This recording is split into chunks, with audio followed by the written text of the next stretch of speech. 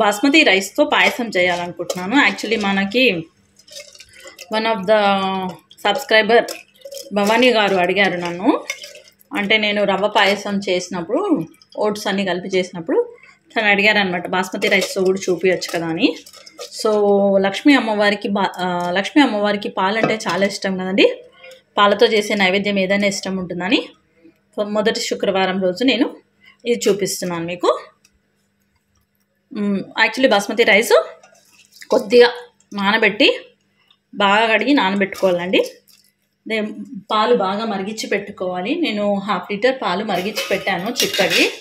కొద్దిగా కోవా, షుగర్, ఇలాచీ ఇవన్నీ వస్తున్న సామాగ్రి అండి. ఇప్పుడు తయారు చేయ విధానం చూద్దాము. వేస్తున్నాను. మీకు ఎంత క్వాంటిటీ కావాలో అంతే తీసుకోండి. నేను పాలు మరిగించినవి ఉంటాయి కదా, కొన్ని వేసుకోండి.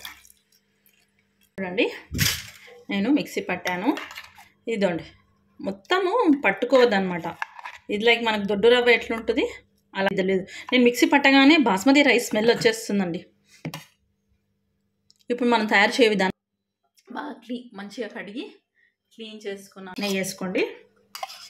నేను ఇది బరకగా ఉన్న బాస్మతి బియ్యాన్ని వేసేస్తున్నాను, రైస్ వేసేస్తున్నాను. ఇది కొంచెం జాగ్రత్తగా చూసుకోవాలి మనము, కింద అంటుకుంటూ ఉంటుంది. ఇది ఆవు నెయ్యి అండి, అందుకే మీకు ఎల్లోయిష్ కలర్లో కనిపిస్తుంది. కొద్దిసేపు మగ్గాలి. ఇది అవుతుంది కదా, నేను వెంటనే పాలు వేసేస్తున్నాను. ఇందులో ఆల్రెడీ పెట్టిన పాలు కాబట్టి నేను వేసేస్తున్నాను. కొద్దిగా వేస్తున్నాను, తర్వాత మళ్ళీ ఇంకొద్దిగా యాడ్ చేస్తాం మనము. మీరు చూడండి, జాగ్రత్తగా కలుపుకోండి, ఎందుకంటే ఇందులో మనకి లమ్స్ ఏర్పడుతున్నాయి. అందుకని చూడండి, మనకి తొందరగా దగ్గర పడుతుంది. నేను వేసిన పాలన్నీ ఇంకిపోయి షుగర్ కోవా అండి. ఇది ఇప్పుడు పాయసంలో యాడ్ చేస్తాను. దీన్ని చూడండి, కోవా పాయసం ఇలా అవుతుంది. స్మెల్ బాస్మతి రైస్ నెయ్యితో సూపర్గా వస్తుంది. మరిగించాలి.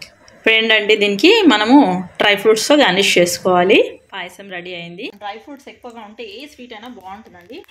బాదాం, కిష్మిష్. నేను వచ్చేసి ఇందులో కాజు వేస్తలేను. ఇందులో వచ్చేసి నేను ఇది వేస్తున్నాను, పిస్తా బాగుంటుంది. ఇందులో చూడటానికి కూడా తినడానికి కూడా బాగుంటుంది. ఇందులో ఈ పాయసంలో నేను నా ఛానల్లోకి వెళ్ళి ఒకసారి చెక్ చేయండి. స్వీట్ రెసిపీస్ ఉన్నాయి మన దగ్గర. ఆఫ్ చేసేస్తున్నాండి. చూడండి, రెడీ అయిపోయింది. ఇది ఇదండి, ఇలా ఉంటుంది. మరీ పల్చగా ఉంటే బాగుండదు, మరీ చిక్కగా ఉంటే బాగుండదు. ఈ కన్సిస్టెన్సీలో ఉండేటట్టు చూసుకోండి. బెల్లం వేయాలనుకునే వాళ్ళు ఈ పాయింట్ ఆఫ్ టైంలో యాడ్ చేసుకోండి. బాస్మతి రైస్తో పాయసం రెడీ అయిందండి. Thank you for watching. Please subscribe my channel.